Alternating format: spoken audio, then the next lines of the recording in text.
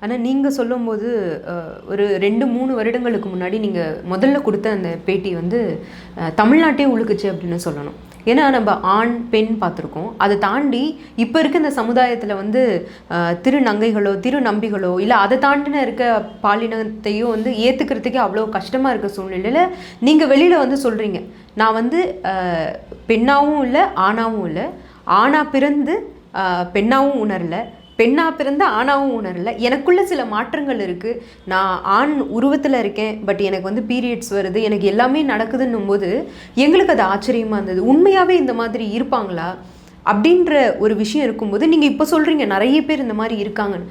இப்போ நீங்க சொல்லுங்க, தமிழ்நாட்டுல மட்டும் இந்த மாரி எத்தன பேர் இருக்காங்க? இல்ல, எனக்கு தெரிஞ்சு ஒரு சர்வே சொல்லுது தமிழ்நாட்டுல 5000 பேர் இருக்காங்கன்னு. ஒரு சர்வே சொல்லுது தமிழ்நாட்டுல 10,000 பேர் இருக்காங்கன்னு.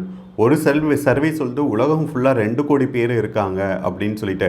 ஆனா இன்னைக்கு வரைக்கும் இப்பதான் வெளியில வந்து நான் இந்த தமிழக அரசு முதல் முறையா எனக்கு இடைப்பாலின அட்டை கொடுத்ததுக்கு அப்புறம் தான் ஓரளவுக்கு இப்போ வெளியில வந்து இடைப்பாலின அட்டையாச்சும் நிறைய பேர் வாங்கியிருக்காங்க. அதை கணக்கு எடுத்தாக்கா ஓரளவுக்கு தெரியும்.